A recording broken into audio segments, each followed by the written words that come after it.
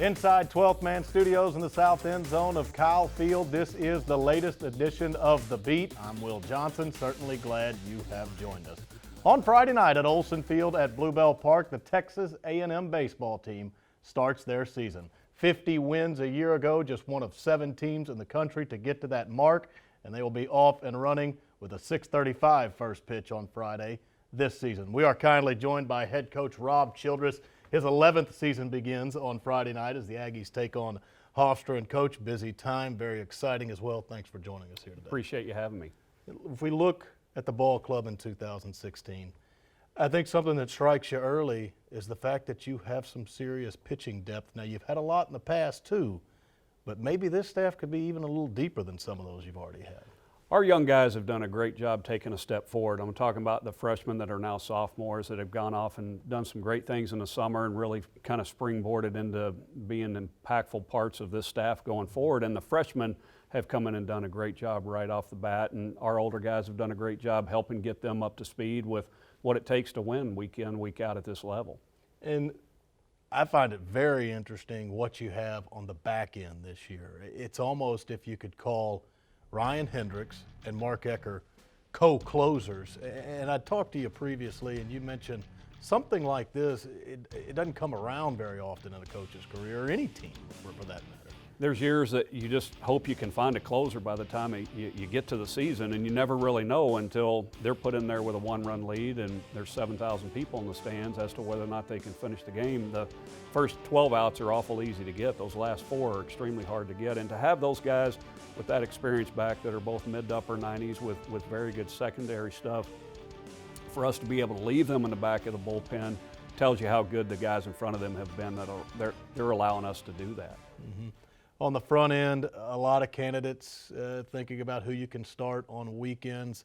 Have you taken a look at that for Hofstra, knowing that there's always competition going for those weekend spots leading into conference play, which comes later? Well, and that competition will continue on as we move forward. But this weekend, we'll start Kyle Simons on Friday night, who's been outstanding from us from the start of the fall until last week. On Saturday, Corbin Martin will be starting for us, and on Sunday, a freshman, Tyler Ivey, will be starting for us.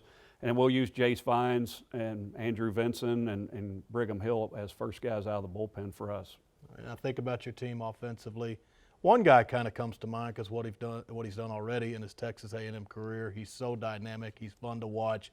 You return Nick Banks and you'll put him in center field this season. Well, we're going to play him every day, and we're going to leave him in center field, and we may make moves late. But Nick is a great defender. He's a great player, and I think we have a great cast around him where he doesn't have to feel like he's got to carry the team. He just needs to be a spoke in the wheel, and the other guys in the lineup need to do that as well. Nobody needs to do more than they're capable of doing. So I think going into the season, Nick feels a certain amount of confidence and a certain amount of calm too, knowing that he doesn't have to carry the team and be a guy that has to hit over 400 for us to have a successful season. And finally, you can be a head coach for a long time. You can coach in NCAA regional, super regionals, and College World Series like you've already done. But does Friday, opening day, always have a different feel to it when you wake up that morning? Well, it does, and just throughout the entire day at the park, people just start arriving, little by little. The support staff's there, the production staffs are there, and you smell the concession starting to cook a little bit early before everybody gets to the stadium. The grass is as good as it's going to look all year long. I shouldn't say that. Nick McKenna does such a great job. It always looks great, but you're just excited, and you're looking forward to 6:35 in the first pitch and getting the season off where you get to play somebody else. And when you stop feeling that excitement on opening day, it's probably time to go do something else. But I know our guys and our coaches and the fans are looking forward to Friday night. The weather ought to be great, and Hofstra has gotten outside, so it ought to be a great Friday night opening crowd. Certainly, we're looking forward to it as well. All the best to you Friday and this season, Coach. We'll talk to you more. Thank you. Rob Childress right here on The Beat to get us started. 6:35, first pitch, Friday night.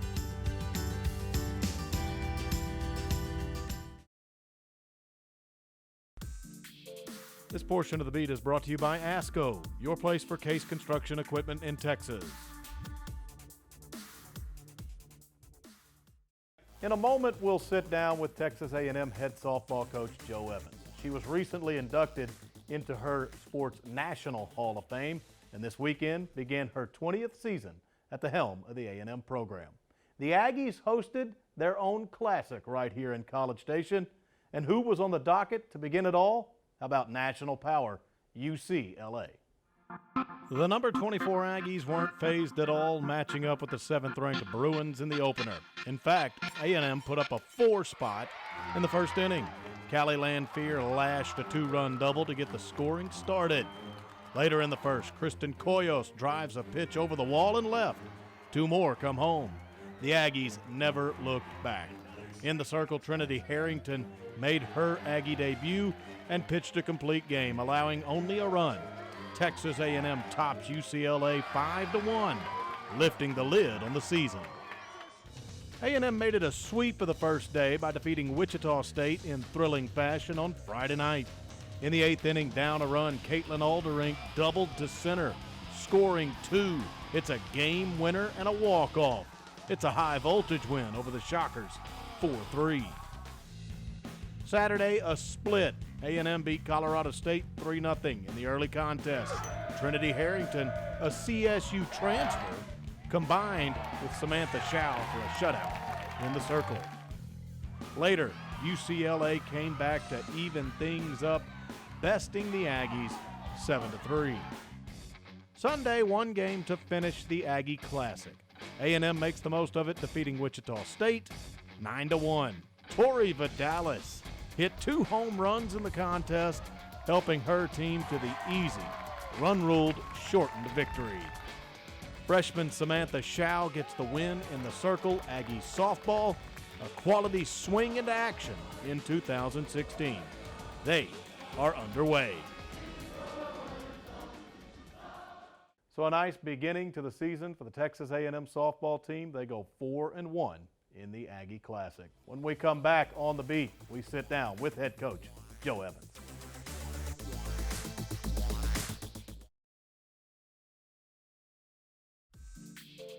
This portion of the beat is brought to you by Memorial Hermann, official sports medicine partner of Texas A&M Athletics. We welcome you back to the beat. You saw what Aggie Softball did in their opening weekend of action, a very quality slate that they played, and they went 4-1 against it in the Aggie Classic. We now sit down with their head coach, Joe Evans. And Coach, like we said, it was a good weekend for you to start. And I think about the fact that you were youthful last year. Yeah. Still pretty young this season, but there's some of those players that got a year of experience under their belt. But to take this team and open against UCLA, I mean, they're kind of the name in college softball. That can be a little scary to know that the Bruins are on your schedule to start it off. Yeah, I was so excited a couple of years ago when they agreed to come to our tournament, and then when it gets close and you go, okay, wait a minute, what was I thinking, with the youth we have, and then that we chose to play them in the very first game of our season as opposed to maybe delaying it to the next game. But I'm really happy the way it turned out, and it was an opportunity to play a great program. UCLA's won, I think, 11 national titles. So great for our youngsters to get out there and get their feet wet right off the bat. Yeah, speaking of youngsters, you put 2 of them in the circle this weekend. Samantha Schau, she's a freshman from East Bernard, small-town Texas girl there. And then an out-of-state player, Trinity Harrington's from Greeley, Colorado, a sophomore transfer from Colorado State, actually faced her old team this weekend. But 2 newcomers in the circle for you.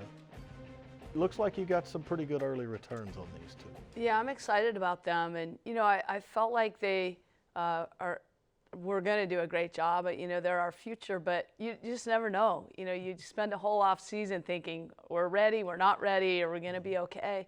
And then when they got out there, they did exactly what I expected them to do, and really competed and gave our team a chance to win every single game we played. And assuming they continue to get better and stay healthy, I expect really great things from them.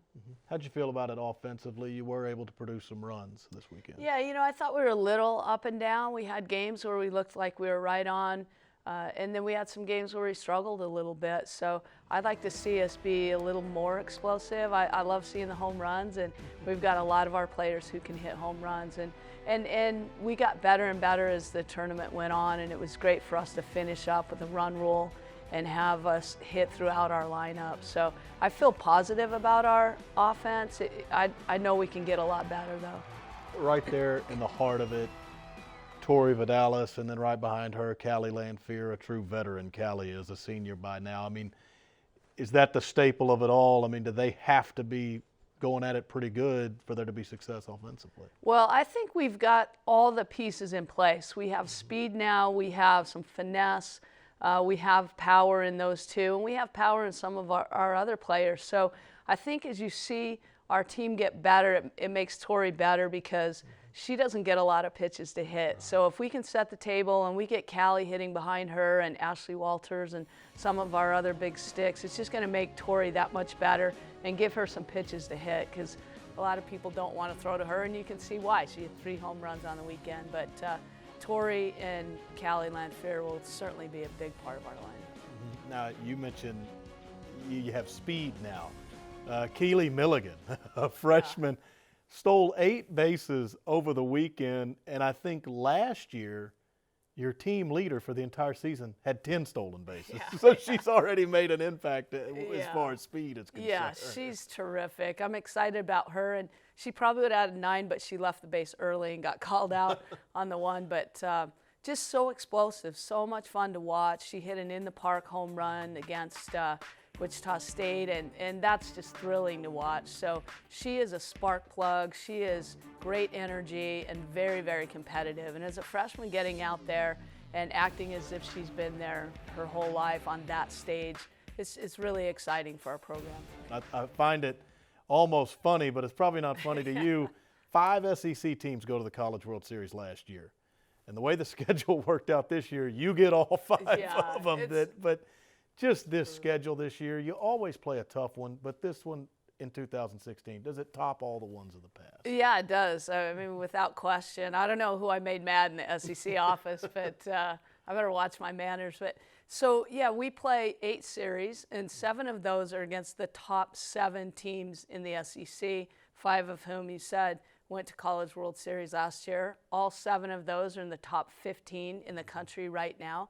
And it's a crazy schedule and nothing we can do anything about, just get out there and get after and play it. But you look at our schedule overall, and 32% of our games are going to be played against teams who played in last year's College World Series. I don't know any team in the country that's got a tougher schedule than we do. And it's exciting and daunting, but really we have nothing to lose with our young teams to get out there and get after it. All right, you had a great weekend to get it started. Congratulations on that. Long way to go. We'll be following you. We'll be talking to you. Thanks so much for the time, Coach. All right, thanks a lot. Joe Evans and the Aggies, they're at home on Wednesday night against Sam Houston State, and then off to another tough tournament in Palm Springs this weekend. Back in a moment.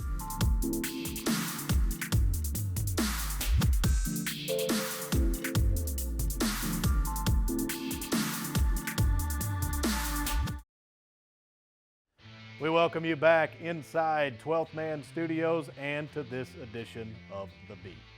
Texas A&M men's golf, they have started their spring season. JT Higgins at the helm of that program. He led them to the 2009 national title. The head coach is awaiting in our lounge with one of his players, a freshman from Huntsville, Texas, Chandler Phillips. They talk with our own Jake Koberski. And here to talk about the first tournament of the spring is the head man himself, Texas A&M golf coach JT Higgins, and freshman golfer Chandler Phillips. Guys, thanks for being here this morning. Great to be here. Thanks. First tournament of the spring, it was the Seabest Invitational at the iconic TPC Sawgrass. Granted, it wasn't the stadium course, but Coach, can you talk a little bit about playing at such an historic venue? Well, yeah, as soon as you drive into TPC, it's all golf, right? It's fantastic and really a cool experience for everybody. I think the guys I know a couple of them went out and played the 17th on the stadium course the first day we were there, and just to hit a couple shots on the island green. So that was cool. The Dye Valley course is actually a little bit tougher golf course. It's where they hold the Web.com Tour Championship, and there's just lots of trouble everywhere. So it's a little more difficult. It's not, like you said, it's not as known a quantity, but it's still a great venue. Pretty good field at this tournament, including 3 others from the Southeastern Conference. Florida actually won the tournament. Playing competition like that, does it kind of give you a good feel of what to expect as the season progresses, particularly obviously at the SEC tournament later? I sure hope not. No, Florida played great. That first round they had 64, 65, and a 67. Sometimes you just got to tip your hat to the competition and say great job. And we'll get you next time. But other than that, I thought we competed really well with Arkansas and Tennessee, both fantastic squads as well. And we beat Tennessee, and Arkansas got the better of us. But yeah, it's a pretty good place to start and kind of get your bearings and figure out what you need to work on and where to go from here. Some bright spots, particularly with some of the younger guys on the team. Sophomore Andrew Pacey with that 12th place finish. He was competing as an individual. And the man to your left, Chandler Phillips, a great second day, 3 birdies in the final 6 holes. Can you talk about the performance for some of the younger guys on the team? We're really excited about the future and the young guys that we do have. Cameron Champ played his first tournament since Olympia Fields in the fall. He was a little rusty. He had battled, unfortunately some fatigue, those kind of things which, we weren't expecting. I thought he'd be in a little bit better shape. But at the same time, it was good to see him out there again because he can really help us. Chandler played fantastic. He saved our butt that last 9 holes. I think he was 3 under on his back 9, and without him, it could have really been a disastrous finish. So that was great. And then, Pacey, it was nice to see him start to step up and shoot some good scores. He's got a lot of experience. Played in every tournament last year as a freshman, and I think he wants to get back in that starting lineup. So it was good to see him compete. Chandler, can you talk about your performance a little bit on that final day, that kind of the back 9? Just how did you dial in, really just find your rhythm on that golf course? The front 9, I was playing pretty good, hitting fairways, hitting greens, and the front 9, I didn't really make any putts. Then on the back 9, I kind of, like you said, got dialed in a little bit more and started hitting it a little bit closer and gave myself some better looks at birdies. And the whole tournament, I rolled the putts pretty good. So I just kind of kept on doing what I was doing. Obviously, individually, as a player, you hold yourself to the highest standard. Is this something that you can kind of say, hey, this is what I want to do moving forward? Can you expect that from yourself? Yeah, the first round and the third round, I played really good. I'm very satisfied with it. The second round, I got kind of off track, kind of got some mental things that got in my way, and I didn't overcome those, and it showed in my score. So I'm just going to try to work on that. Well, best of luck in the future. A lot of golf on the way for Texas A&M here in the 2016 spring season. Our thanks to Jake, JT, and Chandler. When we come back, we close out this latest edition of The Beat.